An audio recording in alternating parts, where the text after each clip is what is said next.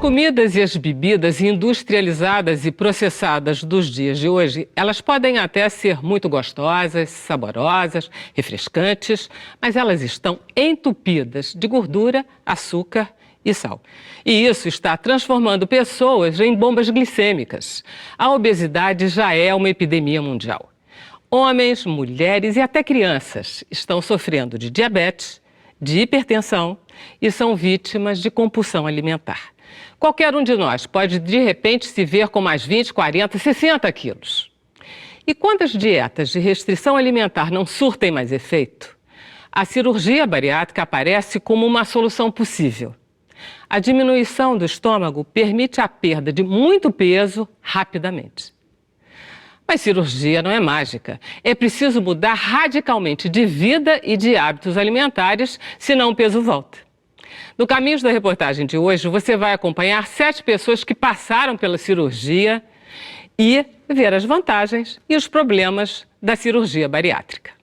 Eu sempre estive acima do peso, mas eu não me via, quando eu olhava no espelho, eu não me via do jeito que eu estava. Eu sabia que eu estava acima do peso, mas não tinha nenhuma noção de como eu estava em relação à minha saúde. Então, quando eu fiz um exame de sangue, acusou a diabetes. Quando eu vi isso, isso me assustou bastante. Então, a minha imagem se transformou no espelho, se transformou como eu estava doente. Então, resolvi buscar o procedimento médico, alguma ajuda médica que pudesse me auxiliar nessa questão. O meu caso era mais só o colesterol e a minha falta de disposição, problema de coluna, muita dor na coluna por causa do excesso de peso. Eu sempre gostei de praticar atividade física, apesar do peso, e não tinha mais disposição e nem força para fazer. Em 2013 eu cheguei a fazer todos os exames para fazer a operação, mas me bateu um medo e de cara eu não fiz. E em 2014 eu bati o pé e falei, não, eu vou fazer porque eu não estou conseguindo. Eu cheguei a entrar em vigilante do peso, fazer outras dietas para tentar emagrecer de outra forma, mas eu vi que dava aquele resultado imediato, mas não era uma coisa definitiva para mim. E eu resolvi encarar a cirurgia bariátrica. Comecei a trabalhar e fazer faculdade. Então, essa rotina de faculdade e trabalho, né, eu acabei engordando. E alguns problemas foram surgindo de joelho e pé que me impediam até de fazer exercício, por isso que eu engordei muito. Eu arranjei um emprego que eu era o líder de uma instituição onde eu era responsável pela parte financeira e pela parte de eventos. E eventos muito grandiosos. E isso me trazia uma ansiedade muito grande, eram muitas reuniões. E com isso eu comia muita besteira, meu horário era totalmente descontrolado, a ansiedade vinha e começava. Então, durante 2 anos, de 2004 a 2006, eu engordei 50 quilos. Minha família tem casos de obesidade, entendeu? Minha mãe e meu pai não são obesos, mas são fora do peso. E minha família já tem esse histórico de obesidade e eu fui desencadeando esse distúrbio e tal. E não consegui emagrecer de jeito nenhum. Fiz várias dietas, fiz essas dietas loucas, tomei várias medicações.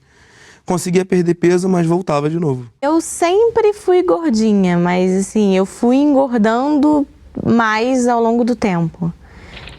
Eu sempre lembro de mim gordinha, mas eu cheguei ao meu auge quando eu operei. Primeira vez assim que eu quis fazer a cirurgia, na verdade, foi motivada por uma amiga minha que trabalhava comigo na época e encontrei com ela na rua e eu fiquei sabendo que ela ia operar no dia seguinte. E aí eu falei para ela, como assim? Você não precisa fazer essa cirurgia. E ela falou assim, mas eu vou fazer. Eu falei, você tem noção de que você pode morrer? Ela falou para mim, você também. E foi exatamente que isso me fez refletir e falar, é verdade, qualquer um pode morrer a qualquer momento. E no dia seguinte, eu liguei para o médico dela e marquei uma consulta para 15 dias depois, porque ele não tinha vaga. E nesses 15 dias até a consulta, eu pesquisei tudo sobre a cirurgia e estava super decidida a fazer.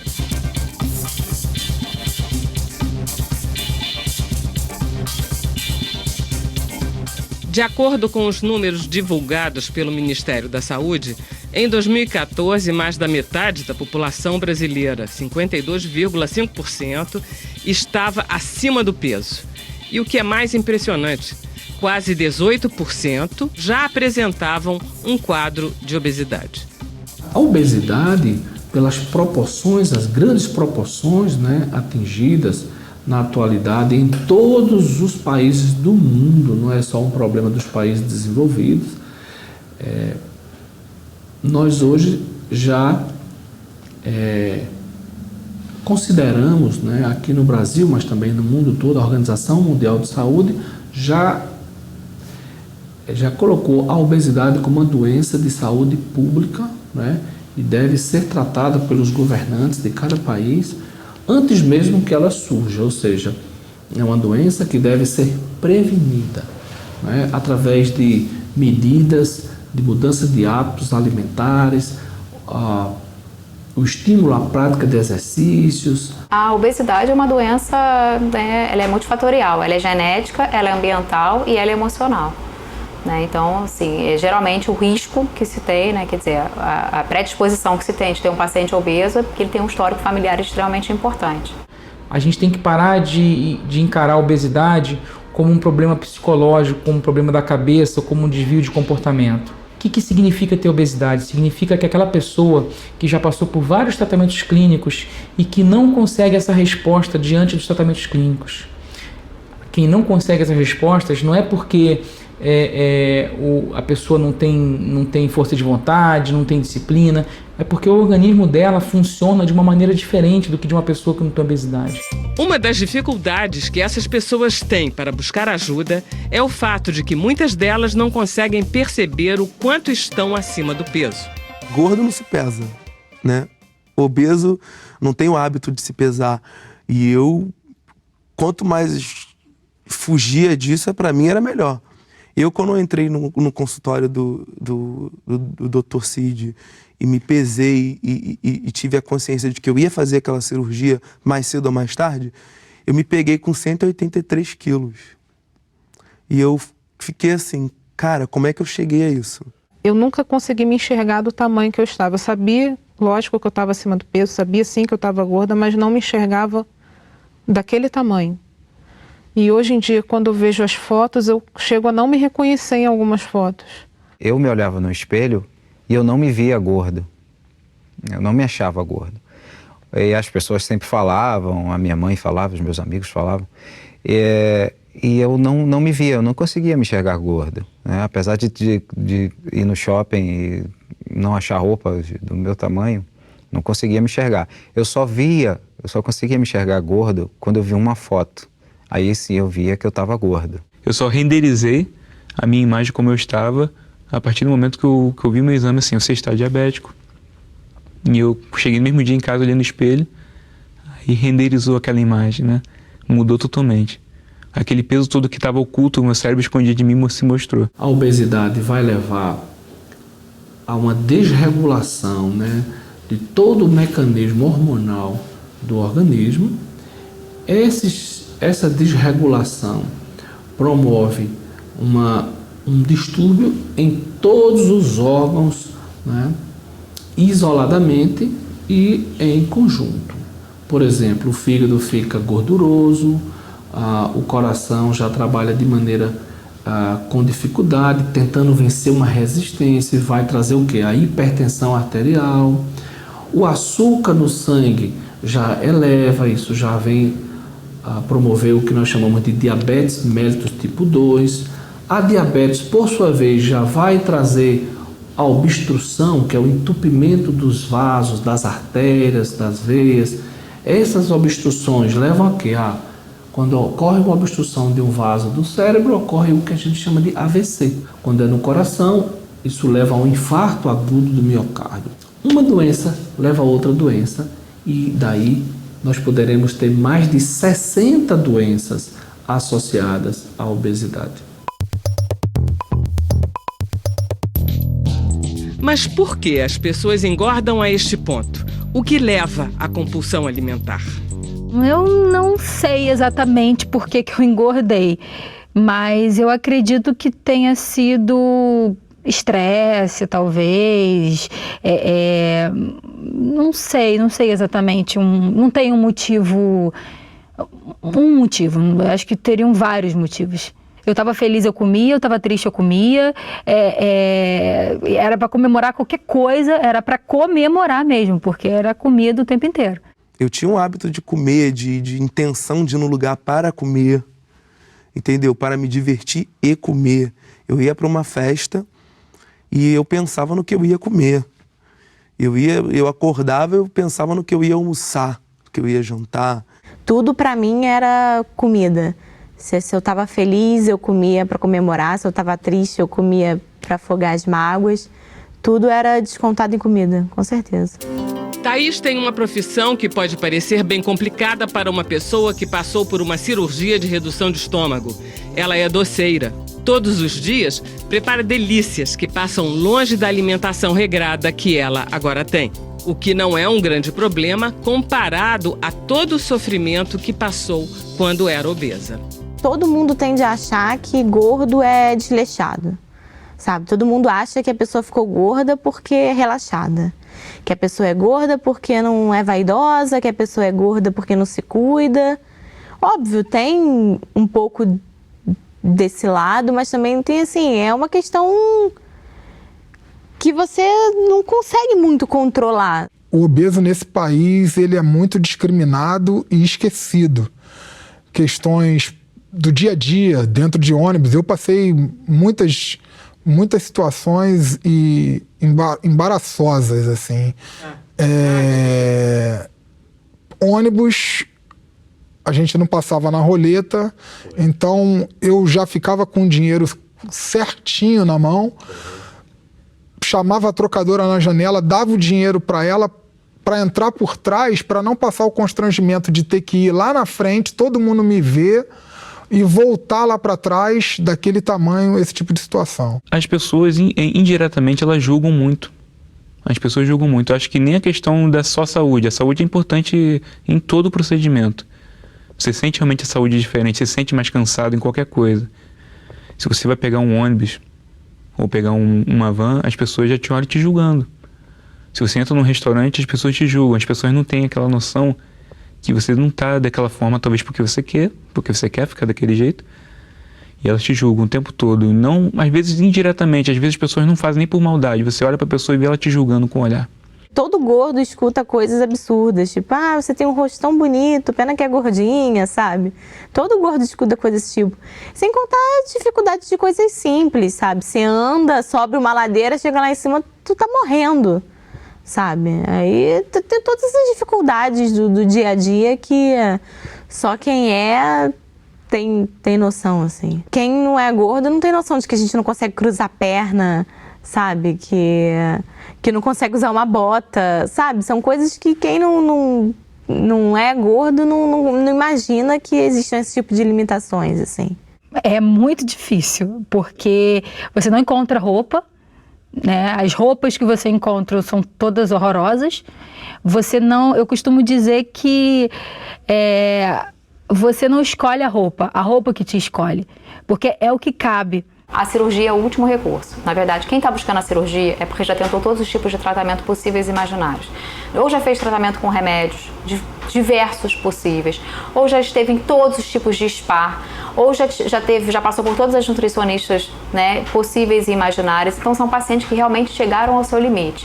E que limites seriam esses? De não conseguir subir uma escada, de não conseguir mais ter uma vida social, de não ter roupa para se arrumar, uma série de questões que eu falo. A cirurgia, então, entra como último recurso. Se ele não fizer a cirurgia, ele não tem mais outra opção para poder sair, né, desse meio que ele está acometido. Depois do intervalo, o procedimento cirúrgico, antes, durante e depois.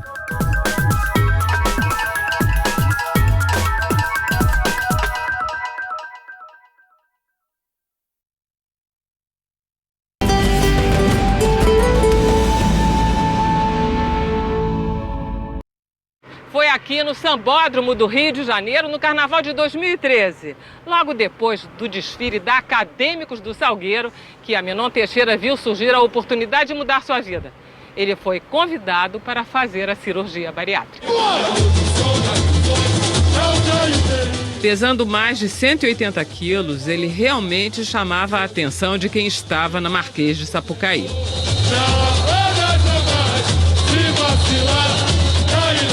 Eu participava de uma coreografia que existia uma pessoa magra e uma pessoa obesa, que eram iguais, que saíam de dentro de uma caixa, como se fosse uma caixa de uma lipoaspiração.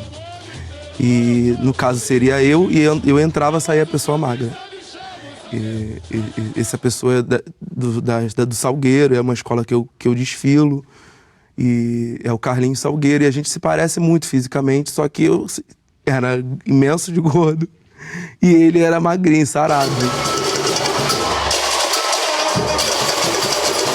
Eu sempre sambei, eu já fui vice-rei Momo da cidade do Rio de Janeiro, já participei do concurso, já sou sambista, desfilo desde 12 anos de idade, comecei na Mocidade Independente, agora desfilo em outras, no Salgueiro e tal.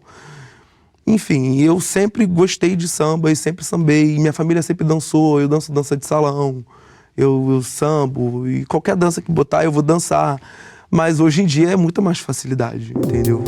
A idade mínima indicada para a operação é de 16 anos, embora muitos pediatras defendam que só deva ocorrer após os 18. Cirurgias depois dos 65 anos, só em casos excepcionais. O principal critério utilizado para decidir se o paciente deve fazer a operação é o índice de massa corporal. É fácil de calcular. É só dividir o seu peso pela sua altura vezes a sua altura. Esse valor de 20 a 25 é considerado IMC normal. De 25 a 30, sobrepeso. De 30 a 35, obesidade grau 1. De 35 a 40, obesidade grau 2. E acima de 40, obesidade mórbida. Entraria nos critérios de indicação de cirurgia aqueles pacientes que têm um índice de massa corporal ou acima de 40 ou acima de 35 com alguma doença associada, as chamadas comorbidades. As comorbidades são doenças como diabetes, hipertensão, dislipidemia, que é a alteração do triglicerídeo, do colesterol, apneia do sono, doenças que pioram com a obesidade ou são causadas também pela obesidade. No começo deste ano de 2016, o Conselho Nacional de Medicina aumentou a lista de doenças associadas à obesidade. Antes eram 6 tipos de problemas que levavam à indicação da cirurgia bariátrica. E agora são 21.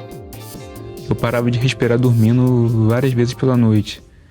Então, assim, eu já imaginava, se eu não buscasse um procedimento médico, talvez não cirurgia, mas se eu fizesse qualquer outro... Se eu não tivesse uma ajuda médica, eu poderia estar vindo a falecer antes de chegar aos 40 anos de idade, por exemplo. Hoje em dia, realmente, eu não tenho mais esse problema para dormir. Mas eu só durmo naquela posição porque meu corpo entendeu que aquela posição é a posição segura. Meu corpo entendeu que se eu dormisse de outra posição, eu iria parar de respirar e talvez eu não conseguisse mais acordar. Eu só me dei conta mesmo quando eu comecei a sentir muitas dores nas pernas, que para levantar de manhã, para ir para o trabalho, era um sacrifício e chorava de dor, era muito ruim. E também quando eu fui diagnosticada com gordura no fígado. Meu ortopedista pediu alguns exames de ressonância e tomografia e, nesse caso, o obeso nesse país não faz.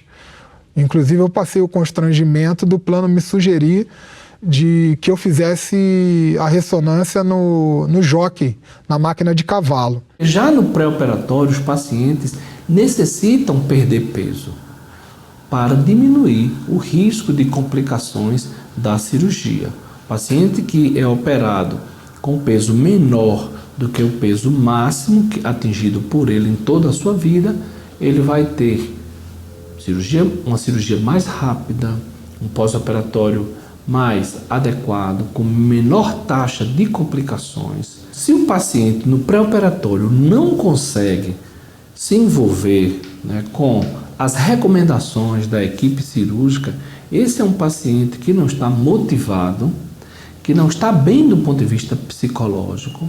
Então, nós precisamos repensar. Eu fiquei nesse programa durante 1 ano e meio, participando de palestras com psicólogo, nutricionista, e consegui eliminar 16 quilos antes da cirurgia.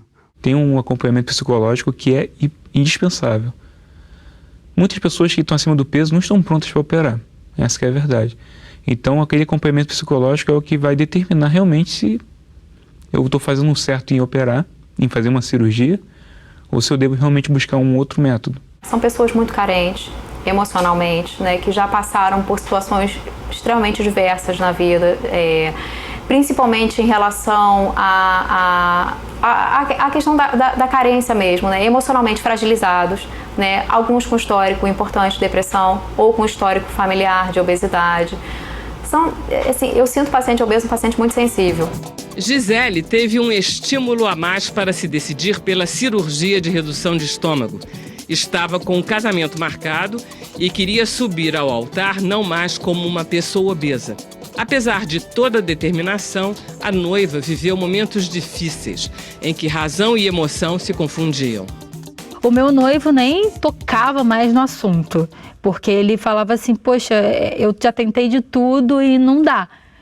Então, eu vou deixar você decidir o que você quer da sua vida. Mas mesmo assim, ele estava comigo lá desde o início. Ele me viu em todas as fases, assim, desde 2006.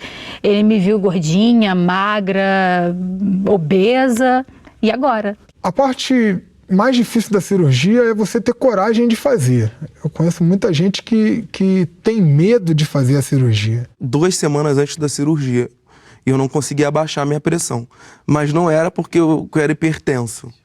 Foi uma tensão pré-cirurgia. E até o cardiologista falou, eu preciso medir a tua pressão longe do consultório. Porque eu entrava no consultório e minha pressão aumentava. Isso aqui é uma cirurgia comportamental. O sucesso da cirurgia depende do comportamento do paciente. Essa cirurgia bariátrica, o papel do cirurgião vai ser muito mais garantir a segurança do procedimento. Agora, o responsável pelo sucesso vai ser o próprio paciente. Então, é ele que tem que definir esse momento ideal. Médicos e psicólogos ressaltam que este tipo de cirurgia não deve ser visto como uma solução estética para a perda de peso. Quem acha que a cirurgia bariátrica é realmente uma solução rápida, tem muita chance de ter maus resultados com a cirurgia. É por isso que cabe ao cirurgião e à equipe identificar esses pacientes e mostrar para eles que é importante demais o preparo pré-operatório, o conhecimento da cirurgia. Esse paciente, ele normalmente, o que a gente fala, ele aceita, ele segue à risca. Diferentemente de um paciente que encontrou com uma amiga que não via há muito tempo e viu que essa amiga está magra. Poxa, o que você fez? Eu fiz cirurgia bariátrica. Poxa, quero fazer a mesma coisa.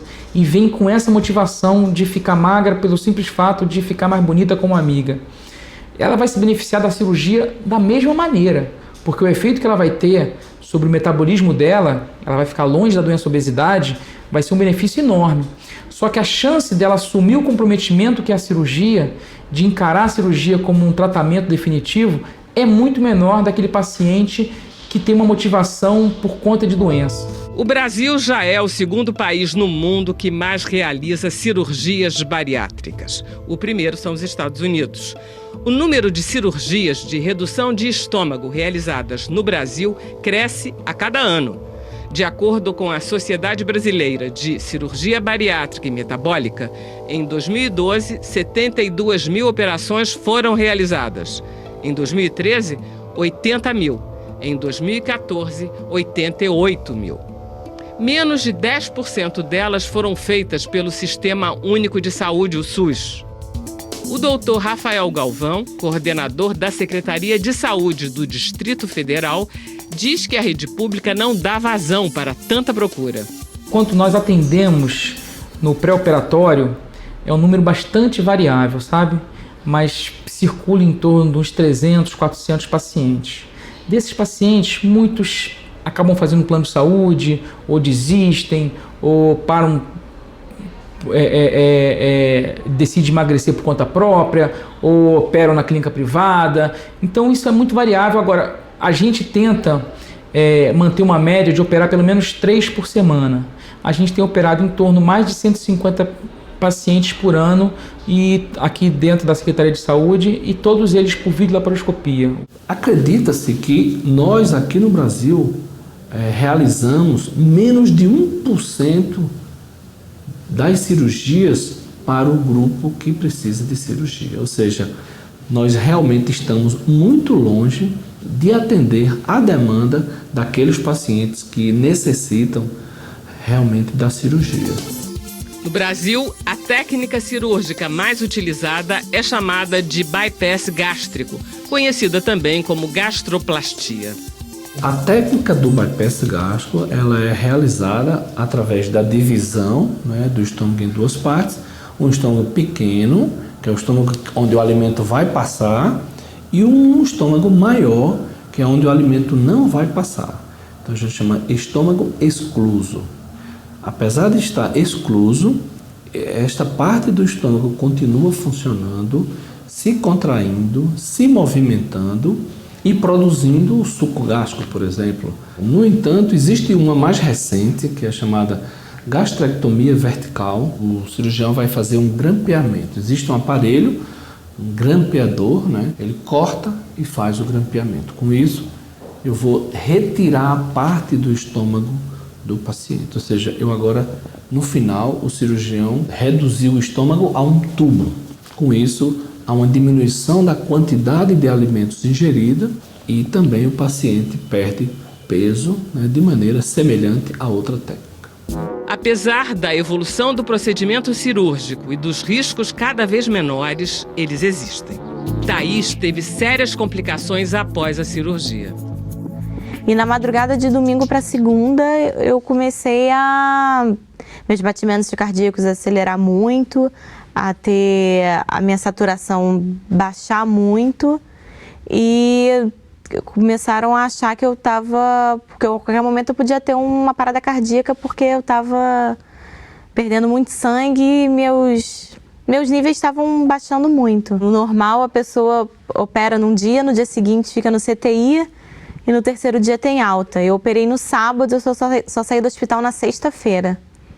E só tive alta do CTI na quarta-feira à noite. Você olha para o lado, é só gente na mesma situação que você, deitada numa cama, não tem acompanhante, não tem nada. É muito ruim, é muito angustiante. Então, nesse momento, você só pensa, né? E só fica na cabeça esse tipo de coisa, assim. Ai, meu Deus, para que eu fui fazer isso? Para que? Se eu tivesse ficado gorda, eu não estava aqui. Mas passou.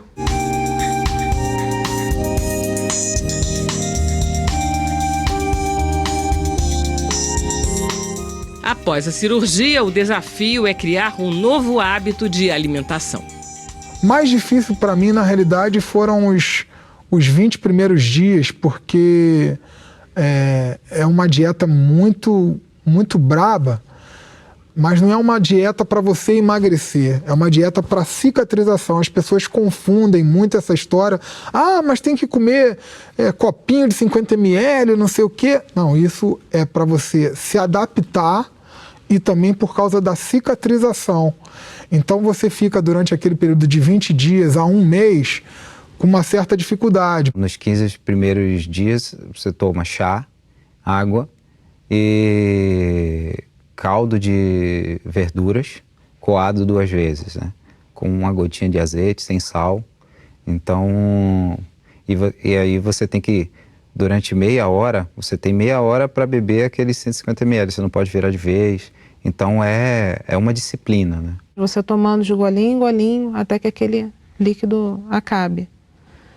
Né? Se você não tomar dessa forma devagar, realmente é bastante doloroso. Você tem que reacostumar o estômago com a nova alimentação. Para um gordinho que estava sempre mastigando, é difícil ficar sem mastigar. Depois da cirurgia, a gente fica... Na realidade, eu fiquei com medo de comer. E a psicóloga até tenta explicar pra gente que a gente precisa comer e que a gente não precisa ter medo. Mas eu fiquei com medo de comer, porque a gente vê que é uma cirurgia tão séria e que mexe tanto com o nosso organismo, e que eu tomava um copo d'água assim, eu já me sentia cheio, e eu ficava com medo disso. Se isso ia ficar para sempre, a gente não tem noção. de como é, só com o tempo que a gente vai se acostumando. A dieta deve ser uma dieta adequada. Ninguém pode comer o que quiser. Ninguém pode comer um tipo de alimento somente em grande quantidade. Por exemplo, carboidratos em grande quantidade. Você vai comer a metade de um pão por dia, mas não pode ingerir 10 pães por dia. Então, todo excesso alimentar vai resultar em problemas. Os pacientes têm que entender o seguinte, que nenhuma restrição que ele possa vir a ter, se você colocar numa balança, pode comparar com os efeitos que a obesidade pode causar no organismo de uma pessoa. Então, qualquer argumento que a pessoa venha falar com coisas que podem acontecer, como, por exemplo, cair o cabelo. É comum que, quando o paciente tem uma perda acentuada de peso, o cabelo fique mais fraco e dos 2 meses aos 6 meses ocorra uma queda de cabelo. Mas é uma coisa temporária que depois volta ao normal como era antes. Entendeu? Então, quando eu falo dessas restrições, nada pode ser comparado com os efeitos que a obesidade tem sobre aumento de chance de ter diabetes, de infartar, de ter um AVC, de ter que tomar remédio pro resto da vida para doenças que colocam em risco a tua vida. Com a cirurgia, o metabolismo muda e o paciente torna-se um desnutrido crônico. Será preciso repor nutrientes e os complexos de vitaminas passam a ser obrigatórios. O paciente tem que saber que ele vai ser uma pessoa que ele não vai ingerir as suas necessidades diárias de nutrientes. Então ele vai precisar sim para o resto da vida de uma suplementação.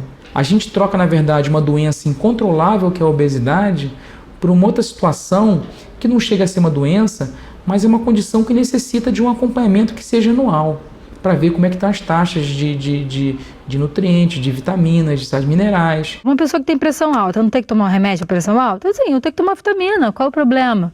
Não tem o menor problema disso. Eu sabia também que eu ia passar por isso também, não foi novidade. Para mim não é problema nenhum tomar esse tipo de remédio. É melhor eu tomar remédio, vitamina, do que tomar um remédio para inibir o apetite. Após a operação com emagrecimento extremo, a pele fica flácida e, na maioria dos casos, é preciso fazer cirurgias plásticas reparadoras. Eu fiz 2 cirurgias, fiz a abdominoplastia e fiz a dos flancos. E no caso, a abdominoplastia foi depois de 1 ano, não minto, depois de 2 anos, porque o processo de emagrecimento é até 2 anos. Quando bateu 2 anos, o médico me liberou para fazer a abdominoplastia, e a dos flancos alguns meses depois também, uns 2 anos e meio talvez. Depois do intervalo, a nova vida de quem passa pela cirurgia e os cuidados para não ceder às tentações.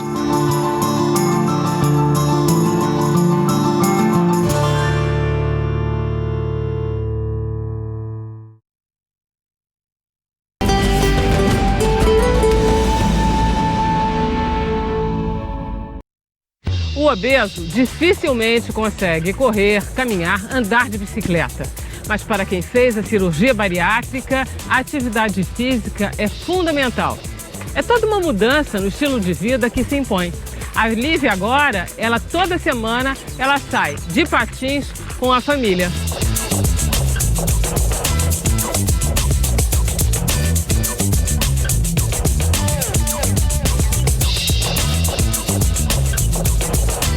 Nunca fui uma pessoa triste, não, mas hoje em dia eu me sinto mais leve, realmente, nos 2 sentidos da palavra, mais leve de peso e realmente mais leve de levar a vida de uma maneira mais leve, mais divertida. A prática de exercícios também mudou a vida de Wesley, que agora divide seu tempo entre o computador do trabalho e os aparelhos de ginástica da academia. É um prazer, que eu não fazia antes. Já tentei fazer, sim, durante a minha vida, musculação. Mas eu não fazia regularmente, tinha muita preguiça de ir. Hoje em dia, se eu não for, eu fico realmente até chateado por não ter ido. Com 1 mês de cirurgia, eu fui liberado para fazer hidroginástica, comecei a fazer exercícios físicos, hidroginástica. Com 2 meses, eu fui liberado para fazer academia. Então, eu alternava, fazia hidroginástica 2 vezes na semana, academia 3 vezes na semana. Então, com 3 meses, eu perdi os 50 quilos que eu tinha que perder. Para mim, foi um atalho. Se eu tivesse uma vida com um pouco mais de tempo para a prática de exercícios, eu teria conseguido emagrecer sem precisar fazer a cirurgia. Além de ter a saúde de volta, a pessoa que elimina tanto peso recupera a autoestima. O obeso ele vai parecendo um pino de boliche, né? Quando vai perdendo peso, né? A cabeça vai ficando pequenininha e a gordura vai descendo. Então as pessoas já olham para o teu rosto e já acham que você está bem magro. Então, depois daquele período também difícil, você já começa a se sentir mais leve, sabe? A tua autoestima já vai caminhando, você já vai planejando outras coisas. E então a alegria é imensa, apesar da dificuldade. O emagrecimento é muito rápido. Então, o teu cérebro não acompanha o emagrecimento físico. Então, você continua se achando gorda. Eu me olhava no espelho, eu não via que eu tinha emagrecido 20 quilos. E aí a minha sogra me deu uma calça tamanho 44. Foi no Natal de 2013. Eu quase bati nela. Eu falei, você é louca. Como é que você me dá uma roupa dessa? Você sabe que eu não vou entrar nessa roupa. Aí ela falou assim pra mim, veste. No Natal, eu mudei na hora que ela me deu a roupa e a calça entrou. Conforme eu fui emagrecendo, eu fui descobrindo muitas coisas que eu não tinha vivido ainda, né? Você fica com a autoestima muito, muito elevada. Então, eu ia emagrecendo e os prazeres, né, começaram a surgir. Eu saía quase todo dia. Eu trabalhava de dia para sair à noite. Eu ia para as boates, saía, essa coisa toda. Foi um período que eu aproveitei, de certa forma, o mundo, né, vamos dizer assim. Chegava num ambiente, falava assim, olha, é aquela ali que eu quero. A vida muda, em questão até nisso, de você sair na rua e você ser paquerado. Isso aí não fazia parte muito da minha vida, entendeu? Eu nunca tive dificuldade para namorar e tal, mas não era esse estágio de sair na rua, as pessoas te paquerarem, te olharem. A balança hoje é minha amiga porque ela me mostra, porque às vezes você não percebe, eu não quero chegar o que eu era antes simplesmente porque eu não olhei na balança. Então assim, eu me peso cerca de 2 vezes por semana. Isso é contra nos nutricionistas, né? Mas eu faço porque eu não quero errar, eu quero estar ali certinho no peso. Mas nem tudo são flores na vida de quem passa por uma cirurgia tão radical. O corpo muda, mas a cabeça nem sempre. E às vezes, a compulsão pela comida acaba sendo substituída por outros vícios. Por conta dessa alimentação, de não poder comer, de não ter mais esse recurso à comida, eles tendenciam a ir para drogas, né? Para sexo, compra é muito comum, principalmente em mulheres, e álcool, muitas das vezes também. A questão é que nós não temos um marcador, né, exato para saber qual é o paciente que poderá desenvolver esses distúrbios no pós-operatório e também aqueles que não vão desenvolver. Já tive contraindicações de pacientes que bebiam e eu não liberei para cirurgia, independente de se apresentasse carta de psiquiatra, independente de qualquer coisa, porque é uma das contraindicações, porque a bebida desce muito bem, muito fácil, né? E ele fica alcoolizado muito rápido. Então, o que acontece? O paciente bebe, né, acaba não se alimentando porque a bebida vai enchendo e fica só da bebida. O que é certo mesmo é que corpo e mente devem estar equilibrados para a nova realidade, principalmente na hora de encarar a comida. Eu sempre gostei muito de verduras e legumes, mas eu não comia. Claro, alface é gostoso? Não, não é. Alface não é gostoso. Alface é gostosa quando você põe um molho. Fica bom. Né? A alface tem gosto de qualquer coisa que você colocar. Se você colocar Nutella na alface, vai ter gosto de Nutella. Antes mesmo do estômago encher, eu já começo a sentir um embrulho no estômago, um enjoo, que não permite mais que eu coma a quantidade que eu comia antes.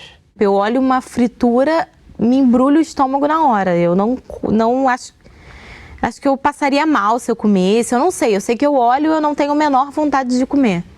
Você passou do lado de uma lanchonete, sentiu aquele cheiro. Aquele cheiro não é um cheiro de alimento para mim, é um cheiro de algo que me faz mal, um cheiro ruim. Ah, mas é uma fritura, um salgado que você comia antes. Mas aquele cheiro daquele salgado não é mais bom. Meu corpo entende que aquilo ali não é bom para mim. Eu vejo muito, tem alguns pacientes que se apresentam que eles estão com muita fome, muita vontade de comer, abrem a geladeira e comem o que tiver na geladeira. Eu pergunto às vezes, tem algum alimento específico, né, que te atrai? Não, é o que tiver dentro da geladeira. Então pode ser um salaminho, pode ser um queijo Minas, pode ser uma pera, ou se não, abre o pacote de biscoito. Biscoito eles têm facilidade o tempo todo, amendoins. Muito, muito. E a grande dificuldade, uma das grandes dificuldades deles é o refrigerante. É o cortar o refrigerante. Eu já tive paciente que pensou em desistir da cirurgia por conta do refrigerante. E às vezes me pego também ainda cometendo uns deslizes. Mas aí eu já tenho aquela noção, pô, eu não posso fazer isso. Olha quanto peso eu já perdi, quanto peso eu já eliminei, eu tô com uma vida nova. Eu não posso cair nessa tentação. A cabeça continua a mesma coisa. Assim, muda um pouco. Lógico que hoje em dia eu tenho regras na minha vida. E antes eu não tinha, era completamente desregrado. Mas a cabeça continua. Se eu ver um doce, eu vou ter vontade. Só que eu não vou conseguir comer aquele doce inteiro. Você conhece algum paciente obeso que comia salada, carne, picadinho, batata? Que eu tenha visto ou que me fale? Não, você tenha visto que te fale. Que me fala todo dia. Eu não como nada. Não sei porque eu sou gorda. Minha alimentação é sempre arroz, uma carne e uma saladinha. Ah, tem os que mentem descaradamente. Sim. E acham que você vai acreditar. Sim. E aí quando abrem a bolsa, que às vezes, tipo, para pegar uma carteirinha ou para pegar qualquer tipo de documentação, aí cai um biscoito, não é meu, é do meu filho. O médico, ele não tem como estar controlando as atitudes das pessoas. Eu posso ter operado, por exemplo, e ter uma atitude ruim ainda de alimentação, porque meu médico ele não vai ter como me controlar, não vai ter como ver em casa o que eu estou fazendo. Só que a pessoa ela mesma acaba se enganando. Se ela se exceder, ela está se enganando. Então, assim, a cirurgia ela facilita você conseguir manter essa reeducação. E é o que eu estou fazendo. Eu estou gostando muito dessa mudança. Rodrigo, depois de perder mais de 100 quilos, retomou velhos hábitos e voltou a engordar. Já recuperou 45 quilos. De 2009 até 2011, por aí, eu fiquei com peso praticamente ali no percentual de atleta mesmo, que eu cheguei a ter percentual de 11 para 12 na academia, eu cheguei a ter esse percentual. Depois de um tempo, eu perdi um pouco o controle sobre isso, e algo que também foi muito importante para eu voltar a engordar foi a minha saída da academia. E aí eu fui engordando gradativamente. Se eu até perdesse um pouco o controle da alimentação, mas eu tivesse permanecido fazendo exercício, talvez eu não tivesse engordado como eu engordei. Comecei a ter a mente de gordo novamente, a mente de gordo voltou para mim. Durante uns 2 anos aí, eu vim perdendo o controle, voltei a beber refrigerante, perdi o controle em relação à comida, a quantidade aumentou e tudo é a cabeça. Então eu estou começando a trabalhar a cabeça novamente para eu poder focar novamente no exercício físico, controlar minha alimentação, os meus hábitos, para que eu possa voltar a perder esse peso, porque a cirurgia ainda me dá essa condição, porque o meu intestino ele é menor do que as pessoas normais têm. A cabeça não muda, né? Se dão alta, muitos pacientes se dão alta, não voltam, não fazem qualquer tipo de acompanhamento. E é o que a gente fala, assim, a obesidade é uma doença. Se você não tratar pro resto da sua vida, você vai continuar sofrendo dela.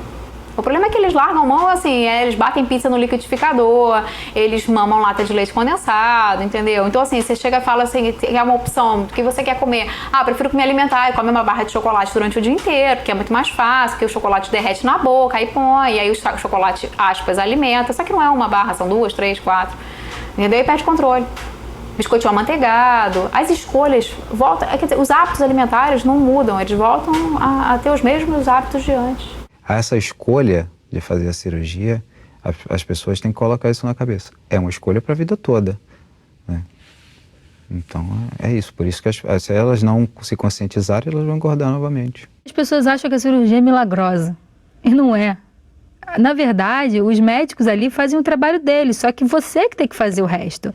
Não adianta você continuar comendo do jeito que você comia, que teu estômago vai voltar ao que era antes. Até porque quando uma criança nasce, ela não tem o estômago de um adulto, ele vai dilatando aos poucos. Então, se você continuar comendo, vai voltar ao que era antes. E as pessoas não têm essa noção, que elas precisam se conscientizar de que a cirurgia não é milagre. Eu voltaria a engordar se meu estômago não fosse reduzido. Isso aí eu tenho certeza. Por quê? A gente não tendo fome, não tendo espaço físico para a comida entrar, para mim é mais fácil. Eu ter essa consciência de que eu não posso porque meu estômago é pequeno.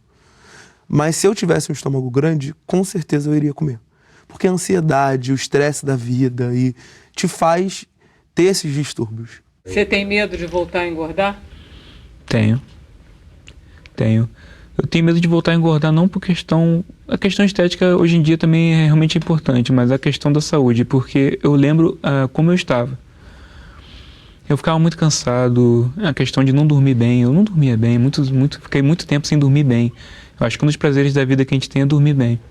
Eu não dormia bem, então o meu maior medo de voltar a engordar é voltar a ter as mesmas enfermidades que eu tinha. O paciente tem que encarar que a cirurgia é para ele manter uma dieta a longo prazo. Se ele não mantiver, ele vai engordar como qualquer pessoa que não tem obesidade, que se passar umas férias e começar a comer mais, rodízio, ele vai engordar, entendeu? Só que ele sabe que a cirurgia é tão boa que mesmo que o paciente saia um pouco do tempo da linha, basta ele voltar àquelas orientações que ele sabe que tem que seguir, que ele volta a perder também naturalmente. Eu acho que é uma decisão muito pessoal, sabe? Eu nunca falaria para ninguém assim, vai, faz porque é ótimo. Eu acho que é uma decisão que tem que partir da pessoa, sabe? Se alguém chegar para mim e falar, não, tô pensando em fazer, o que você acha? Me conta a sua experiência. Eu conto numa boa, mas eu acho que é uma decisão que tem que partir da pessoa. Eu escuto muita gente falar assim, eu me arrependo de não ter feito antes. Eu não me arrependo de não ter feito antes. Eu acho que eu fiz no momento certo. Eu acho que antes, eu fiz certo um ano antes de não ter operado, porque eu não estava preparada psicologicamente para o pós-operatório, por exemplo. Para mim valeu a pena, porque eu dei um salto na minha qualidade de vida, assim, muito rápido, né? E eu acabei depois também conseguindo mudar de trabalho e manter uma rotina mais saudável, né? Hoje em dia, na minha casa, os hábitos já até mudaram, entendeu? Depois que eu operei, minha irmã está fazendo dieta, meu pai emagreceu, minha mãe está tomando consciência de que ela precisa perder peso. Então mudou realmente, totalmente os hábitos da minha casa, da minha família. A minha prioridade é a saúde, devido joelho, e coluna, relação, ambiente, tudo novamente. Então eu não quero voltar ao passado e viver situações que me trouxeram bastante constrangimentos e traumas, né? Eu descobri que eu tenho que viver. Eu tinha que viver, estava muito novo para estar doente. São doenças que a gente costumamos ver em pessoas que estão com uma idade um pouco mais elevada quando não se cuidam durante a vida.